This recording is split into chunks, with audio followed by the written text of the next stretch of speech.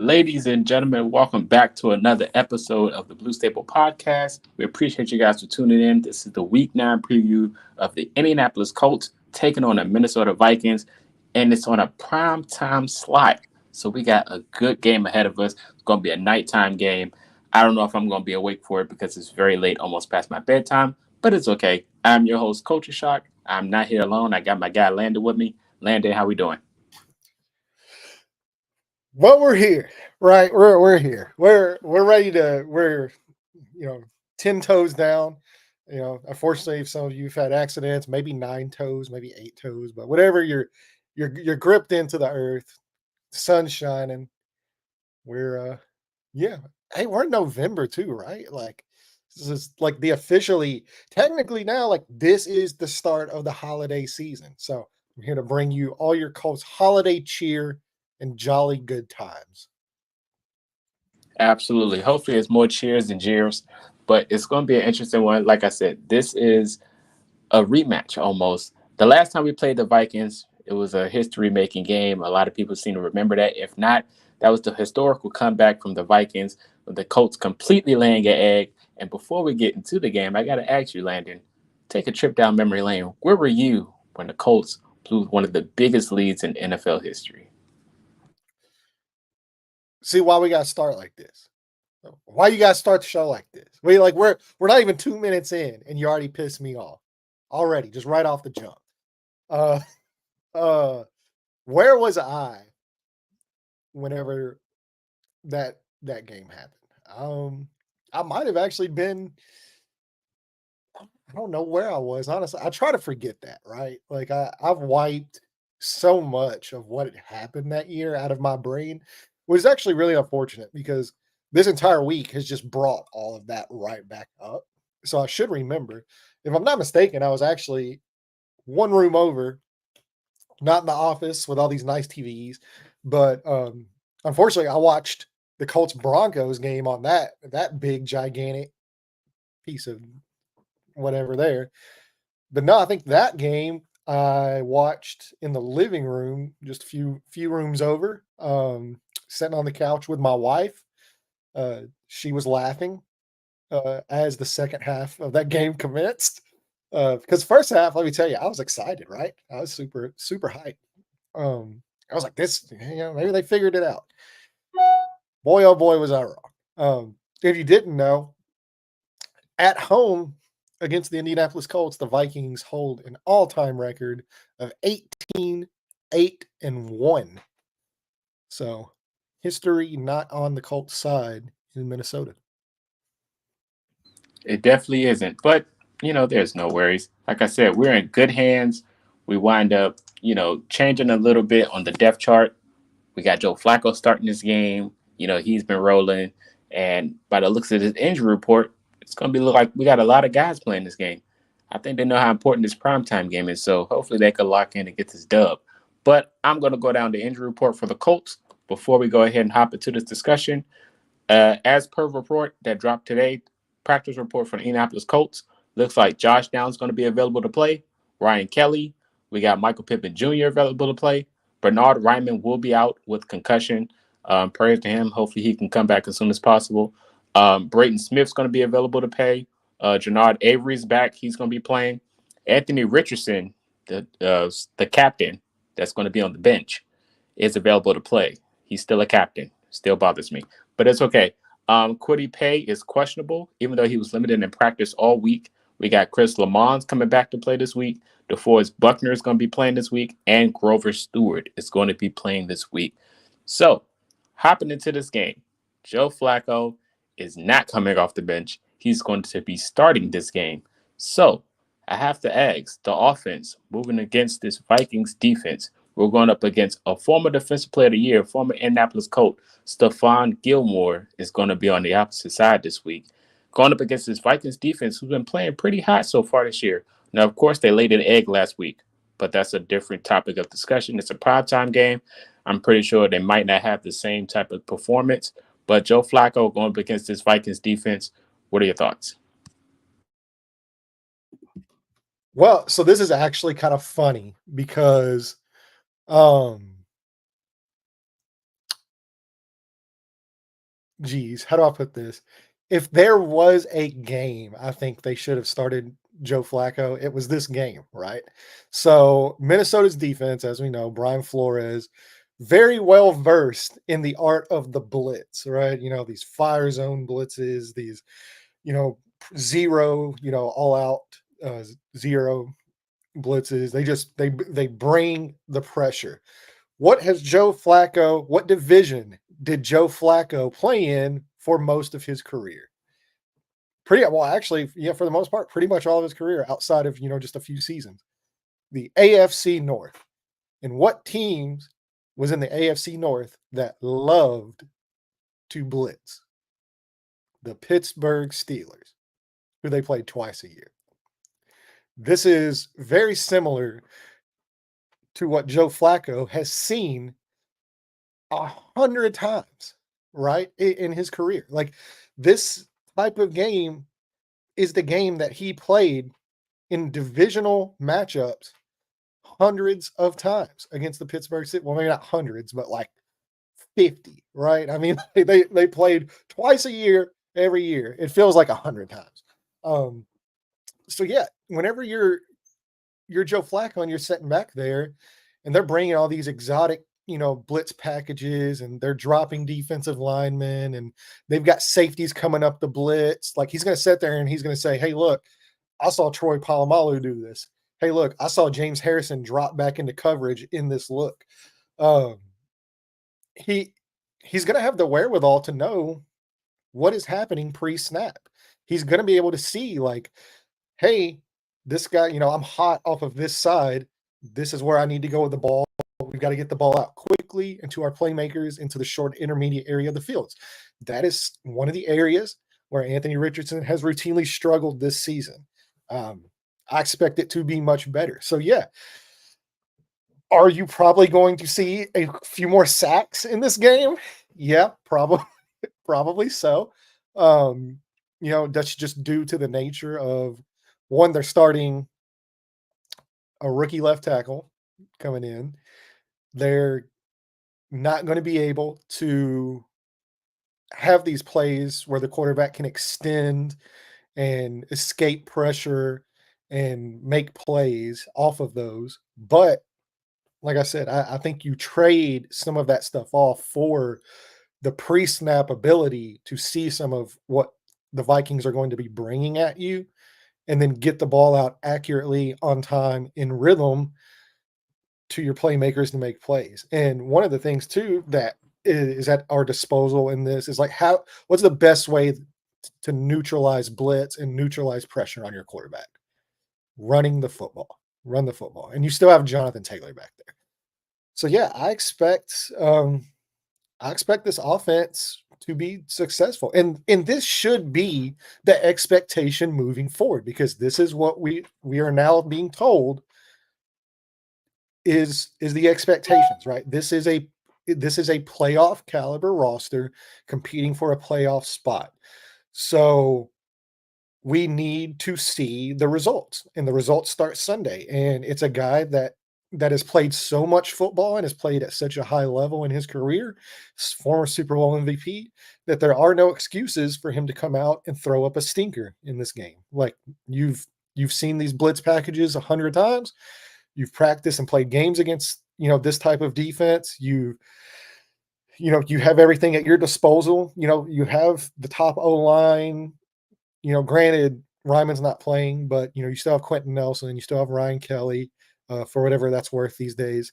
You still have, Braden Smith looks like he's playing. So you still have some pieces there. You still have Jonathan Taylor. Josh Downs has looked phenomenal. Michael Pittman should see real benefit from this move in that intermediate area. And we have seen the success Michael Pittman has had with Joe Flacco this season. So, the excuses are now gone. This is no longer about going through growing pains. This is now a results-based this is where they're at. This is results-based. So we got to see the results. I agree. 100%. I know you mentioned Braden Smith and the injuries. We got to talk about Matt Gonsalves. He's going to be starting this week, but he's going to be playing on the opposite side of what he's used to. Of course, they asked him how does he feel playing that position.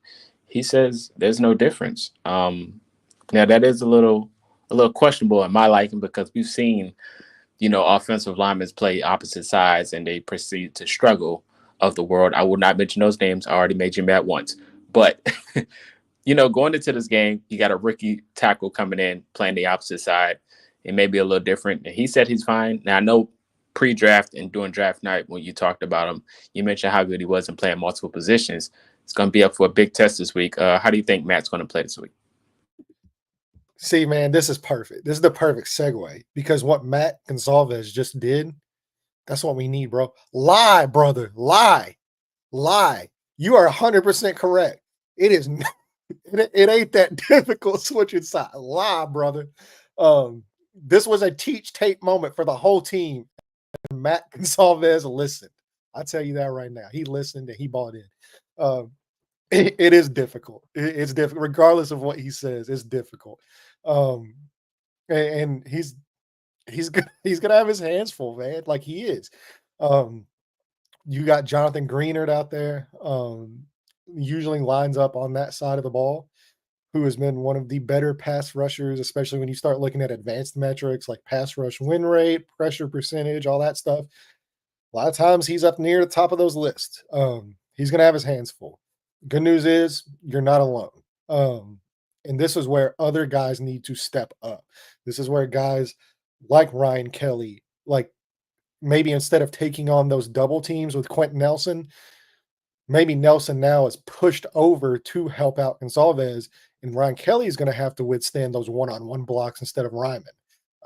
So this is where other guys need to step up. Help out your rookie, help out your young guy. We've seen success there with this offensive line doing that type of stuff, and the growing pains aren't near as bad whenever you have a guy like Quentin Nelson, lined up right next to you. It helps out. It helped out Ryman quite a bit as well, and I thought Gonsalves, even in his limited snaps this season, which granted that was at guard, whether it was at right tackle, anything like that, they've been largely successful. You haven't heard his name called, and whenever you're an offensive lineman, that's normally the good part. Like whenever you don't hear about them, that means they're doing their job. Um, so yeah, it's going to be a challenge. It's going to be difficult, but once again, I'm expecting this coaching staff to have these guys ready to play. There's no more excuses about development. These guys are now ready to win now. So that's the expectation moving forward. We need to see that this offensive line bounce back and play better than they did, this past weekend in Houston. And, they've got the talent to do it. Absolutely does. It absolutely does, man. The talent is definitely there. The game plans just has to be crisp, has to be polished like it was at the beginning of the season when Flacco's playing. The run game is one thing I know could be successful, but I feel like it may still be limited just because of the QB being a statue. Of course, when Richardson's in there, you don't know who's running the football. But I think it might be dialed down a little bit, with the production of, Jonathan Taylor's going to get his yards still. But I feel like the Vikings defense might have um, a little advantage, with Joe Flacco being of the quarterback. They know he's not going to move out the pocket, so they might be limited. So To an extent, but so here's like the catch-all, right? It's the double-edged sword, right? Is with Jonathan Taylor compared to Joe Flacco, it presents like a different problem. So the problem you have defending the run with Anthony Richardson, as far as playing the guessing game, right? Like you don't know if Richardson has the ball, you don't know if Taylor has the ball, you don't know where you need to run fit. It causes guessing. That does get a lot easier with Joe Flacco. But like I said, here's the double-edged sword of that. With Joe Flacco, and really where we've seen Richardson kind of struggle is whenever these teams do bring these all-out blitz and these pressures, and they're basically begging, right? They're saying, we are going to stop the run. We are going to send everybody at you and create pressure. You have to make the pre-snap diagnosis to know where you're hot from, and you have to get the ball out fast and accurately. He has largely struggled and not done that. That will not happen against Joe Flacco.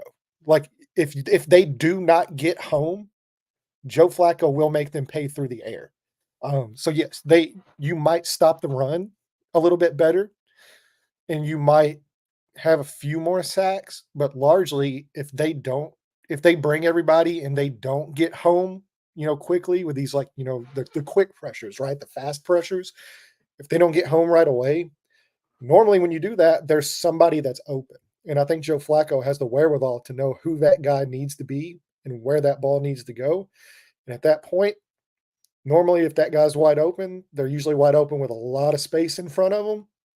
And yeah, it's just a different way of making you pay. It's the damned if you do, damned if you don't, just in a different form. One form is on the ground. This way is through the air. So it's a little bit different. Definitely, definitely, definitely appreciate that insight. So of course we know the receivers are going to see production with Flacco being out there. That's not the worries. Now we got to transition to probably the biggest concern going into this week, and that's the Colts defense. Of course, now we know how Flacco can pretty much move and wheel and deal down the field with passing. But this Colts defense, of course, they have their struggles. It's the roller coaster effect. So I always tell myself and tell people that's listening, if one side of the ball is playing good, the other side's going to struggle, and that's pretty much been the norm for the Colts for a while now. So going into this game, if the offense does see light, just be prepared to hold your breath when the defense goes on the fields, because they're never very balanced when it comes to both sides of the ball. So I got to voice my concerns going into this week. It's going to be a primetime game going up against a hot offense at that. I think Sam Darnold's playing the best football we've ever seen out of him. He's in a good system, got a good talent core around him, a good run game, a good pass game. And TJ Hawkinson's back this week. So if you guys didn't know that, so that's very interesting. And that's one of Landon's favorite spots, the tight end group, on the opposing teams. So he could probably have a field day against this defense. But I got to ask you, it's not even TJ Hawkinson. Aaron Jones is on the Vikings this week, and he has been seeing the end zone a lot since he's got there. He's a very good running back. The run game for the Colts has not been good all year. I don't care what anyone says, in my opinion. I think it's been very poor. It could have been better. So going The into run this week, defense is what you mean, not the run game for the Colts. You're talking about the run defense the for the run Colts. defense, yes, Okay. the run defense. So going up against Aaron Jones, like, how do you feel against this run game for the Vikings? This run defense has to step up, right? Yeah. I mean, like, if you want to know, like, how do I feel? Like, I feel terrified, right? Like, like you should, you should. This Colts defense has shown, like, one of their big Achilles heel, as much malignment as the Colts secondary got preseason. The secondary really, largely and truly, has not been like the biggest issue with this defense. It's been stopping the run. It's been the linebacker play. Um, missed tackles. I mean, we saw just last week, man, Joe Mixon just completely dominated these guys again. Like, these guys are just bouncing off of him. Um, Aaron Jones, like, to me, like, that is the single biggest key to this game. Like, that is it. If the Colts want to win this game, you have to stop Aaron Jones and the Vikings run defense, or the run offense for the Vikings. I mean, you have to. Um, and if you don't, you're likely in for another one of these long days where you're getting, the time of possession is just so skewed, um, you know, for the teams, where we've seen this now countless times where teams are just going on these long, super long drives, which, I will say this as well, though. The Colts defense does deserve credit, because even with these long drives, they're not allowing a lot of touchdowns. Like, that's not saying they're not allowing any, but they're not allowing a ton. I Uh, agree. so they are keeping them out of the end zone, but it's still like their inability to get off on money downs, like the third downs, the fourth down conversions, stuff like that. I mean, how many times do we do we have to see it be, 3rd and 18, and you're still sitting there and you're holding your breath? It's 3rd and 18, and you're sitting there and you're like, they're going to find a way to convert this. And that's largely due to missed tackles and bad coverage from the linebacker spots. The pass coverage from the linebacker spots have been horrendous. And that's why you've seen so many tight ends have success against the Colts as well. So, yeah, stop. Like that should be the number one priority for this defense is stopping Aaron Jones. If you can stop Aaron Jones, because look, you're going to struggle with Justin Jefferson. Everybody does. Like that's not an indictment on the Colts secondary if Justin Jefferson has a big game because he does that to every secondary. Um, you're gonna have to live with him getting his. You know, if you hold Justin Jefferson to 100 yards and a touchdown, and that's it, you're largely having a That's a success. win. Yeah, like you're largely having a successful day. So where you get beat is when you let the other guys start cooking you. When Aaron Jones has 160 yards and a touchdown or two touchdowns, when Jordan Addison has 100 yards and a touchdown, um, TJ Hawkinson's got 70, 75 yards and a touchdown. Like that is the trap you fall into is when you let those other guys start getting hot and then you're just playing catch up because Justin Jefferson's going to get his. He definitely is. And from last week, performance from the secondary, was very lackluster, um, and that was mostly due to the pass rush. Of course, the pass rush didn't get there a lot.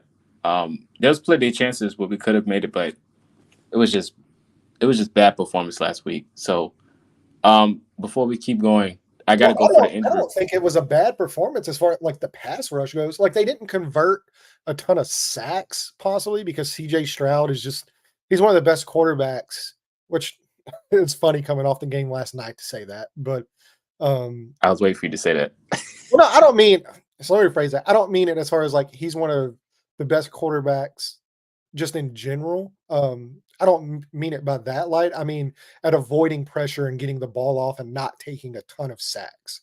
It seems like he always, you're just right there, and then he just throws the ball out of bounds or throws the ball for a short completion. You're like he's just really hard to finish sacks on. That's what I was meaning by like, it's funny coming off the game last night that I was going to say that whenever they sacked him 8 times, but the Colts defense, man, like last week or shoot, man, they were getting after him hard. Like they put a ton of pressure on him. DeForest Buckner, unbelievable game. Dio Dengbo, unbelievable game. Even Latu had a really good game. Um, they're going to be able to get pressure, especially too like the the loss of Christian Darrisaw cannot be understated for this Vikings offense. Like he's one of the best. I would borderline say really outside of Trent Williams, he might be the second best left tackle in all of football. And losing him's big. Now they did make the deal with Jacksonville for Cam Robinson, who did largely have a really successful game against the Colts, allowed zero pressures, zero sacks in that game they played in Crazy Jacksonville. timing, if you ask me. Very crazy timing. But offensive line, maybe more than any position, it's really hard for guys to come in on short notice and play as one single because that's a unit that everybody has to play as one single unit. And whenever like he's probably just learned the name of these guys he's lining up next to. It's very different than a situation like the Colts are now facing where you have somebody in-house that you drafted that has gone through training camp, gone through the coaching with the offensive line staff, knows what you're trying to do. Cam Robinson is having to learn all this stuff on the fly within just a few days. So it's a very different situation. He's a talented player, but it's going to be difficult for him to just step in just right away. And we also have to acknowledge that whenever he did have the success he had against this Colts defensive line, DeForest Buckner was not playing in that game. And that is a massive difference. What DeForest Buckner brings to this defensive line is crazy. It is a crazy difference. So yeah, I expect this Colts defensive line, like I expect them to have success. They're gonna have to get after Sam Darnold. Sam Darnold is more mobile than what people think he is, though, too. So he can escape pressure. He can still beat you with his legs. He's not gonna do it in the same fashion as like what Justin Fields does or what a guy like Anthony Richardson does. Um, Lamar Jackson. He's not any of those guys, but he does have enough in the gas tank to, if you're not very disciplined and you let him get outside of the pocket and run, he still has the ability to kind of beat you in that aspect. Absolutely. It's gonna be interesting. Before we talk more about Darnold, the injury report for the Vikings, I didn't want to leave you guys out. Of course, I mentioned TJ Hawkinson's coming back, but per injury report, Blake Cashman and Taki Tamani is both out. Blake Questionable. Cashman is a big loss. Yeah, That's a big loss for what they're trying to do out there. yeah, he's out. And I meant to point that out earlier when I was talking about the offense and stuff. mm-hmm. I meant to talk about what an impact Blake Cashman has made on that defense this year, and how, like, that's, to me, it's almost the equivalent of losing.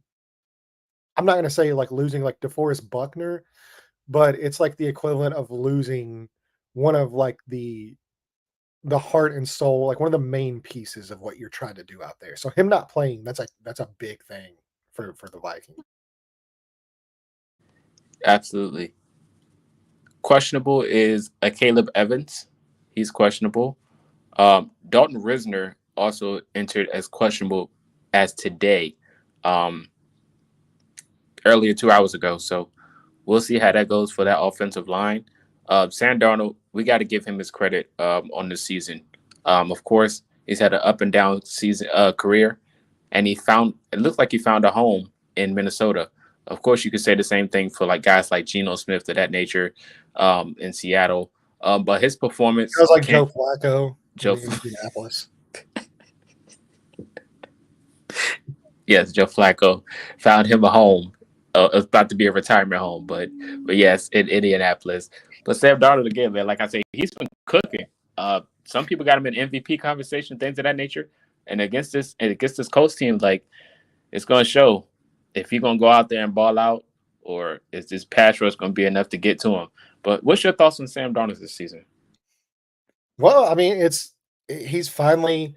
I think last year did a real big number for him as far as being in San Francisco with Shanahan and sitting back and learning. And he spoke on this before. Like, it was like a few weeks ago. I remember watching an interview with Sam Darnold, and he said that was one of the biggest things he learned in his time in San Francisco um, is, hey, like, these guys on offense, like with all those pieces they have in San, like Christian McCaffrey, Debo Samuel, like these guys get paid too, right? And it's not all just up to me to make the play and to make the hero play. Like, it's my job just to get those guys the ball. And like that's all I need to concern myself with. It's like, hey, get this guy the ball. I think you're really seeing that now um in Minnesota with one of the more talented play callers in football with Kevin O'Connell is Sam Darnold is really just getting the ball to these guys. Like, he's getting the ball to Aaron Jones. He's getting the ball to Justin Jefferson. He's not pressing. He's not trying to do too much, which is what we saw so early in his career in New York, which granted it's the Jets, right? The Jets are going to jet, but it's just done a world of wonder for him to set back, learn that, hey, it's not all on my shoulders, and he's finally got another chance again, and now the Vikings get to reap the benefits of the proper coaching and putting him in the position to succeed and all that kind of stuff. And look, Colts fans, just being honest, I hope you really love what you see from Sam Darnold this weekend, because that's your quarterback in 2025. Well, I'm what just, about Anthony I'm just Richardson? He trolling. still got the captain badge. I'm just trolling. It's going to be Justin Fields instead. I'm just messing with y'all. So what about the whole Anthony Richardson situation? Of course, he's on the bench this week. Uh, Worst case scenario, and I mentioned this, and I thought it was funny. I was like, worst case scenario, through all the situation they took us through this week with the nonsense, I almost cursed, this nonsense that they took us this week. I asked myself, I said, okay, Joe Flacco starting great, but if this pass rush for the Vikings does happen to get Joe a few times and he have to come out, Richardson got to go right back in, and we're back in square one of the situation. So if Flacco, worst case scenario, knock on wood, if something happens and Richardson come back in, does that change the dynamic of this game? Well, yeah, I mean, of course it does. I mean, but see, like this is the difference is Richardson now goes into the game knowing that he's not the guy. And that does play a role, like mentally. Like it plays a factor into it, knowing that, hey, I'm not QB1. I'm coming in relief. And granted, like it does present a different problem for the Vikings defense, but also too, it presents a very different problem for the Colts offense as well. And that's not something that they've really game planned for this week. All the game planning, all the practice reps, all the play calls that they're installing this week, all of this is built around Joe Flacco. None of it's built around it. Well, I won't say none of it, because if you saw the presser today, shout out James Boyd, our boy, James Boyd over at the Athletic. He's been on a heater right now in these press conferences, and he asked a hell of a question today on, hey, is there a chance that maybe in some sub packages, short yardage, red zone, do we still see Anthony Richardson? Shane Steichen kind of cracked a smile and said, he's a very talented player, and we'll leave it at that. And so there is still a shot that maybe on 4th and 1 or 4th and 2 or maybe 1st and goal, at the 3-yard line or the 1-yard line, you still might see Anthony Richardson playing this ball game. So yeah, I'm not going to say that 100% of the play calls have been built around Joe Flacco, but majority of it has. So yes, if Richardson does have to come in, I do think it poses a little bit of a different situation as opposed to him starting this game. I ain't gonna lie. I would like to see that. Richardson in I the think red it would be zone. smart. Yeah. I think it would, and I think Shane thinks it would be smart. And regardless of what your opinion is of Shane Steichen after this week and all that, and trust me, I'm as frustrated as anybody, right? Like if you follow me on Twitter, I'm frustrated right now. I'll tell you, I have not slowed down in the last 72 hours. I'm going through it, brother. I'm going through it. But is this what like the younger generation, is this what they call like a crash out? Crash out. Is Yep. that what they I'm crashing out right now on the internet. Uh, but but yeah, I think it would be smart. He's too talented not to do that, right? And it's also a way, not even just for like on field purposes, like maybe you do convert some of these, and maybe you do get into the end zone, but it's also a way to keep him engaged, right? Like just mentally, like keep him to where he's just not sulking on the bench. And which, I mean, I know the argument that'll be made against that too is like, well, if he's that type of guy, then he's because I know that's what my Twitter has been also the last 72 hours. And he quit. um but it does pose a question of like, if he is getting some run, like it does mentally, like it keeps him in the game to where he has, not saying he wouldn't already be doing it, but he does have to pay attention. Like he does have to stay warm. He does have to stay ready. He does have to um basically keep engaged, into this football game. And he's not just sitting there on the bench with a clipboard, just going through the motions. So I think it would be smart. Yeah, And I Shane's a agree. smart dude. Yeah, he is. And I think that gets taken away too. Like with all the situation that's been going on this week, He's they catching a still lot of forget. heat. He's catching a lot of heat, bro. And I'm not saying it's not even deserved heat either. Like I understand, because it's coming from a place of like a lot of people, a lot of Colts fans, like I know this is how I feel as well. So I know, and I'm not speaking for everybody, honestly, because I got told that today as well. It's like, you don't speak for the majority of the Colts fans. Like, I fucking know that, or I'm sorry. I know I don't speak for the majority of the Colts. Like, I know that. But this is my account, so I'm gonna tell you how I feel. Um, you feel betrayed because you were told one thing and led to believe one thing, and then now it's completely 180'd, and you don't know whether you should trust this person again because it feels like they lied to you. So I get it. That doesn't change the fact that Shane Steichen is a really smart individual. I think he's still a hell of a football coach. Sorry for using the F word. We can edit that out. I apologize, but this is live. Look, this is live. This is what happens. Especially when you're as passionate about something, it just slips out. It's fine. It happens. If you say it's fine, look, I'm not sorry. I'm not. I said what I it's said. good. Yeah, you said what you said. Stand out business. Yeah, it is what it is. I'm expecting Joe Flacco to have him a good day. Honestly, gets this Viking defense, and I've been on a tear. I've been talking to this Packers fan since the season started, and I've been calling the Vikings a fraud all year. So I gotta keep talking my to me a lot. Yeah, I've been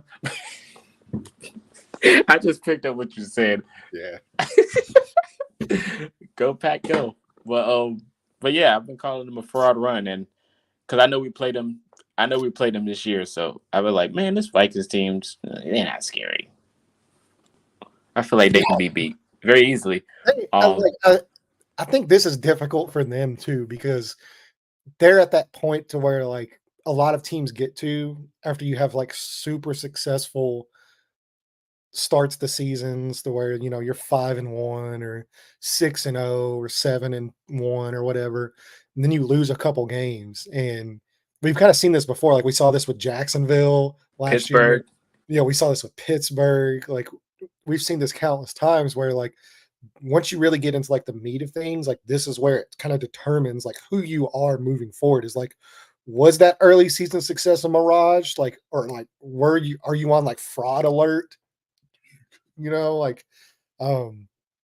dropped 2 games in a row now. Like you're coming off a loss. I'm just saying. Yeah, like, but this is also what makes them dangerous, because those players, like, they're coming off 2 losses in a row. Like, you don't want to make it 3 in a row. Like, so like you're gonna come out and you're gonna like do your damnedest to make sure, like, hey, like this is not who we are. We are not frauds. We are not about to drop this season and let this go to waste. We cannot lose 3 in a row. And we're going to make damn sure that we don't do it. So we're going to come out, we're going to give you everything we have. And so like, that's what makes them a dangerous team this week. Like Colts have got to be on their P's and Q's, man. Like this can't be a game. Like this has to be.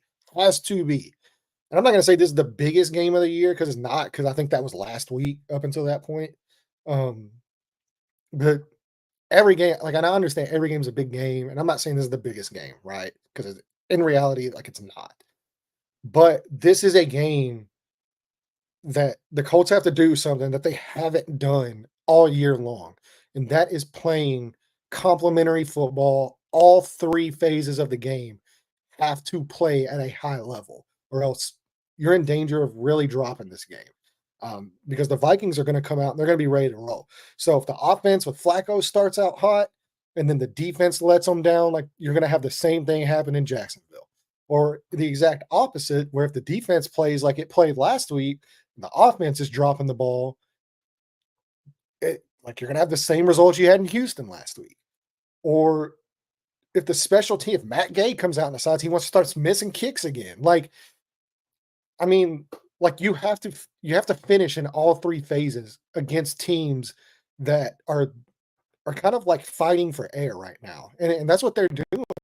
Like they've dropped 2 in a row, which granted their early season success has pushed that to where like this is not a make or break game, but for a lot of players in that locker room, it is, like, because you don't ever want to drop 3 in a row in the NFL. You just don't. So this is a make or break game for them. So you can guarantee that all 3 phases of the Vikings game, like the players out there, like they're going to come out ready to roll. Can you match that intensity? Can you match that energy? Can you, for the first time this year, play complementary football in all 3 phases? And that's what's going to win this football game for the Colts. I love that you said that, because that just transitioned into our key players moment. But I hear you. But it's been a while since I got that roll kill on Colts cam, so I'm looking forward to seeing that. But key players this game for the Colts. Of course, we know Justin Jefferson, Aaron Jones, Sam Darnold for the Vikings. Those guys are going to show up. I'm pretty sure. But for the Colts, we mentioned Jonathan Taylor. Um, there's two guys that that can be potential playmakers for this week. I'm gonna go with a wild card. I'm gonna say A.D. Mitchell. I think A.D. Mitchell, primetime slot, can have himself a big day with Joe Flacco. Um, for the offense, of course, we know Taylor and those guys, but I'm gonna go with A.D. Mitchell. Who you got?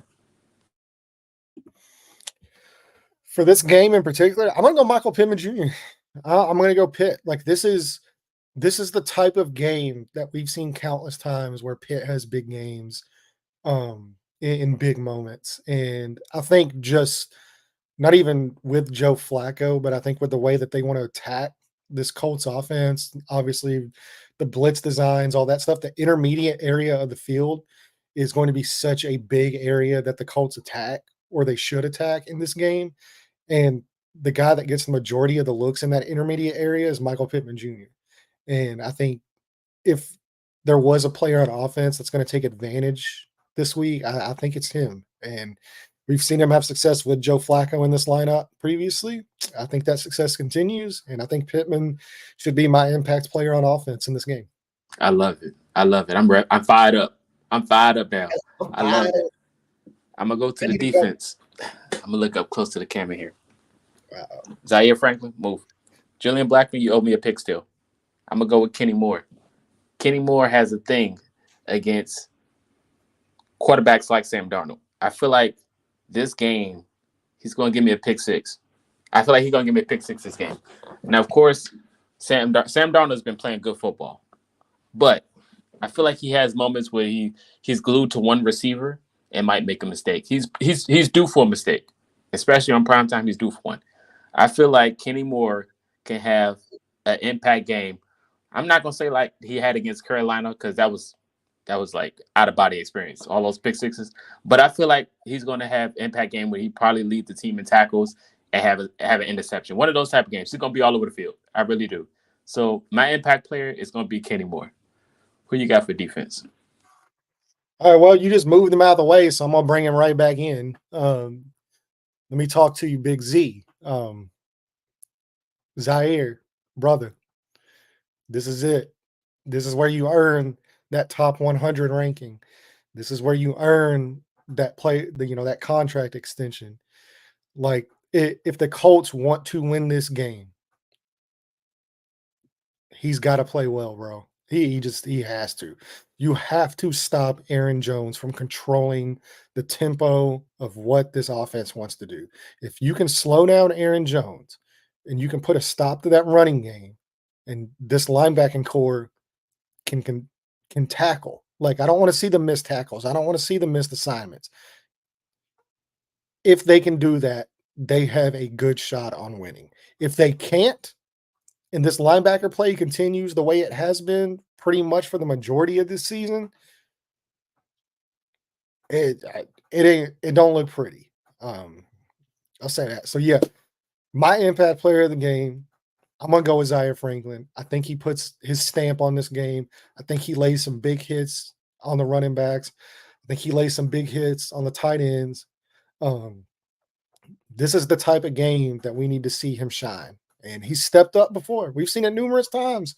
We've seen it countless times. We've seen him step up. So this is it. Here we go. I like that. And I need to see him talk that talk too. Get in the face mask. Talk that talk. I'm tired of tuning into the Trenches podcast and hearing bad things. I want to tune into the Trenches podcast and hear him talk, man. I want to smile when I listen. Yeah, exactly. I don't want to sit there and he's having to explain why this happened and why this happened. I'm like, damn, man. Like, I just want a good week. Like, I needed to tune in to the Trenches this week and hear him talking about, like, yeah, man, we shut that John down. I need it. Need it. Right. We all can't be miserable. We need some positivity, brother. Facts. It can't be just me all the time. It got to be everybody. Yeah. You know you ain't going to get it from me right now. He's leading the picket fence riot going down west. He's leading. Everyone, follow Landon. No, So yeah, man, we gotta have some positivity, man. We it's gotta go into hard next out week with a here. smile. It has been hard, man. It's been a struggle. Like I knew this season was a developmental year and process, but I didn't think it was gonna be this bad to like the process and But it's developmental not now. quarterback. It's not, Marcus. It's not a developmental year anymore. This is win now. They So ruined it. you ain't got to worry about that anymore. You can throw the developmental out the door. They ruined it, man. Like we had a whole mindset. We were sounding so good at the start of the season. Like, yeah, we don't care about the playoffs. We just want to see Richardson develop. I remember it just like it was yesterday. This is what we was talking about. Yeah. And the coach said, you know what? I got a trick for you. Happy Halloween. We're Trick or going to bench treat. him. Trick or treat. We're going to bench him. And at the last minute, we're going to turn into contenders out of nowhere, thin air. We have a great shot to make the playoffs, even though we're only going to have 8 to 9 wins. I was like, okay. So it's gonna be interesting, man. I'm looking forward to the first home game back. Never a dull moment. I'll tell you that. That's what I was talking about the other day because we did the spaces right with Colts film room. That's what me and him were talking about it on spaces, and that's what I said. I was like, man, do you think that I enjoy talking negative about the team that I cover and that I root for? You think I like doing this? No, this sucks, man. I want some sense of normalcy. I want to see if this is what they're doing, right? If you are going win now, if you're trying to make the push for the playoffs, if you're trying to compete, I want to see this team win. Like I do. Like I don't want to see them lose so I can sit back here in January after we hear another hey man, it's all my fault. Put it on me. I didn't do a good enough job. I don't want to hear that press conference. I don't. I want to sit back here and look like an idiot. Like I do. Prove me wrong. Make me look stupid. Because if you do that, that means largely you are successful and you are making noise in the playoffs. If you prove me wrong, that's good. I made the comment too in that thing, your fans cannot be right more than management is. It just can't happen. You cannot have the fan base that right now is just like me and we're all crashing out on the internet. You can't prove them right if you are in management or if you are in that Colts complex. Prove us all wrong, bro. That's good. If I look like a freaking idiot in January and everybody's pulling up receipts and they've bookmarked all my tweets where I said this team's going to win 9 games and get killed in the wild card, if we're sitting in the 3rd week of January and this team's still playing football, cool. Pull up the receipts, tweet at me. Good. That's a good thing. So that's where I'm at. it's not a bad headspace to be at, man. No, it didn't bother me one bit. I don't care. If I'm wrong, that means something good's happening right now. Right. It's like reverse psychology at this point. Yeah, I don't want to be right about any of this. Because if I'm right, that means we're right back in the same situation we've been in the last 5 years. And that sucks. Yeah, it is. It does. It's going to be an interesting one. But you guys let us know your comments. The score predictions, who you think is going to perform. Let us know your thoughts about Joe Flacco going into this week. It's going to be an interesting one. Got a primetime slot. Don't let me know that. Yeah, leave Landon alone. Yeah, stop tweeting me. Bother him. I ask for a lot of it, right? You really do. I'm asking for it, so it really doesn't bother me. It's that boy. But I will warn you guys, and I'll tell you right now. And I know if you're on Twitter right now, I know you've seen it, at least some of it. I'm gonna quote Stephon Diggs. I'm not the bigger person. I'm not the bigger person in any scenario. So just a fair warning. If you come at me with disrespect, I'm not the bigger person. You go low, I go lower. So this was your warning. I'm looking forward to it. I got the noties on, so. I know you do. What they say with the Jets players? I can't wait. Yeah, Bart Scott. Bart Scott. Wait. Can't It's gonna wait. be interesting, man. Primetime game. Colts versus Vikings. You guys tune in. Um, it should be up. It should be a good game because it's been a lot of snooze fest lately in football. I ain't gonna lie. I think this might be. I ain't gonna lie to you. This year football, I feel like it's been very poor football been played all year round. Like all teams, I feel like it's like only 3 or 4 good teams in football. It's been There's a lot, a lot of bad there's a football. lot of bad football teams this year, Yeah, it's which is why disgusting. the Colts might feel like they have a shot. Exactly. So, like, I understand that argument because the AFC, like, really outside, like, once you get past like Buffalo, Kansas City, Baltimore, maybe Pittsburgh, which they've I'm not already counting beat on them. Pittsburgh. Frauds. But once you really get past like those 3 teams, like, dude, it's like an arms race. Like, it's basically like the who's who of who's the worst. Like, which team is the best of the worst teams in the AFC? And if you can put your name in that hat, you have a chance to be playing in January. If you are the best of the bad teams in the AFC, you can be playing playoff football. Maybe that's where the Colts think they are. Which I like I said, for me personally, Sounds like, about right to me. yeah, like I don't ever want to be the best of the bad teams. Like I want to be a good team. But that's just difference in philosophies. I just don't want to be in that scenario where you got to play to get in, and one team got to lose, one team got to tie. This is the exact. We're setting up for it, right? We are setting ourselves up for it. This is exactly the situation where the Colts go on Sunday Night Football. They blow the hell out of Minnesota. Just beat the brakes off of them. They might drop a game. They go into Detroit.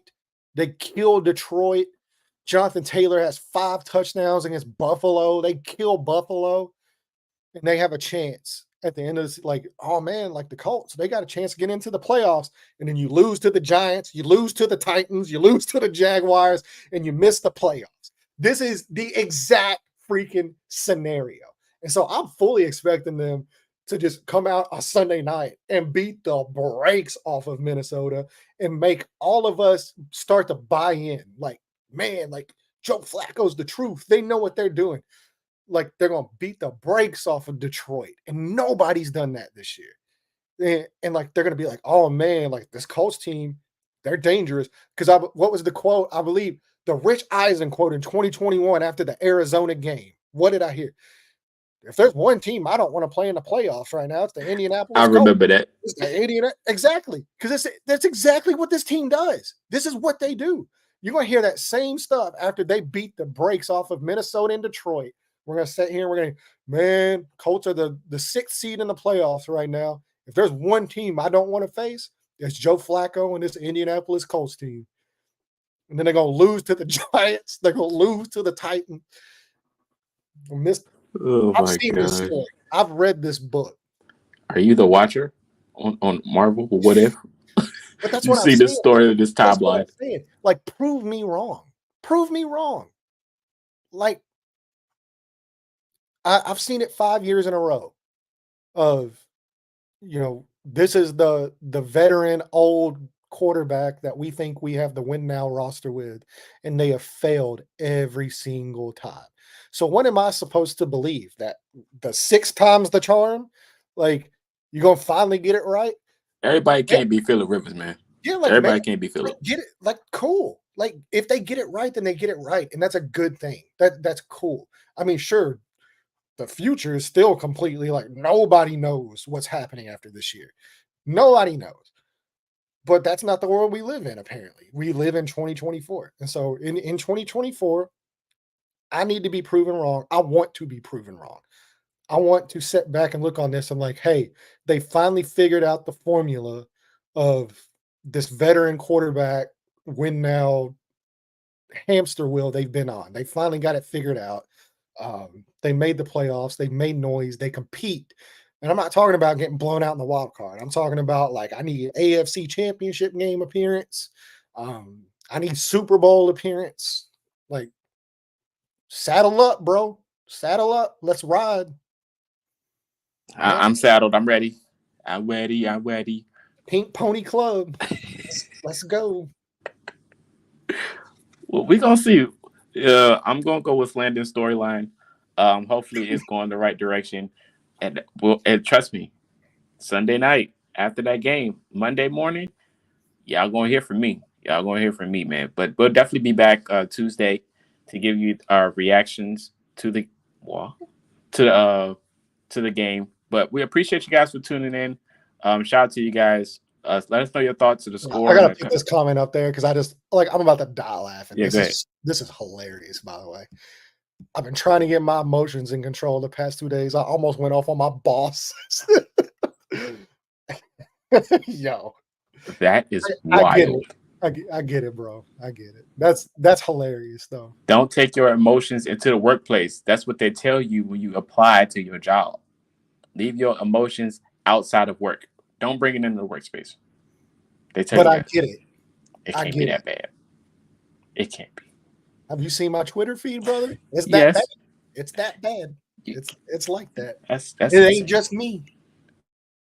It's not. There's a lot of yous out there, man. Me and Logan been going back and forth in the meme battles. Shout out to Logan. That guy's crazy. Stay away from Lucas Oil. But shout out to him, though, man. Shout out to him. And we'll be back. Hopefully the Colts don't do anything drastic, so we'll have to make an emergency pod. Landon did ask to do one the other day, but I did not have the mental capacity to do that. You checked out quick. I tapped out. Yeah, you were like, I was like, do we need to do an emergency pod? You're like, no response. No, he didn't even text me back. I just put my phone down and went to sleep. I was like, I already know what he's doing. He's turned his notifications off. He's like, nope. Leave me alone. Yeah, man. It's good to hear that you're getting better. I hope you do, man. I hope you do. Prayers out to you, brother. Prayers out to you, man. Prayers to the boss. We're gonna pray for the boss. We're gonna pray for the boss because he almost got it. He would have been like, "What happened? I don't know what I did." Poor wife too. If you think my Twitter's bad, man, my wife has to live with me. Shout out walking around nagging. Shout out to my wife, Emily. Yes. Shout out to the wife, man. Shout out to you guys too, man. We appreciate you guys for supporting us this whole way through. It's been a journey. I know too. Like I do talk a lot of. I'm very sarcastic, right, about Twitter, but I really do appreciate. I really appreciate it. All the followers, all the people that do show me love, all the people that just make jokes and we laugh and we crack up together. I really do love it. Like it's hilarious, and it gets me through times like this where like I am just like so dejected where it's like here we go again. Like I'm able to like look on my phone and see a funny comment that somebody made or a reply that somebody's replied to one of my tweets. Like it is cool. Like because it connects so many people and like I enjoy interacting with people. I love talking football with people. I love talking football with people that hate me too. Like I like it. It's funny. I don't take any of it serious. Because it's the internet. But yeah, appreciate y'all. I really do. That was very touching. Thank you. Yes. But we'll be back, you guys. Follow us on all platforms. We appreciate you. That is Landon. This is Marcus. You guys have a good rest of your weekend. Stay safe. Watch the football on prime time. Colts versus Vikings. Tune in. And we will see you guys next time.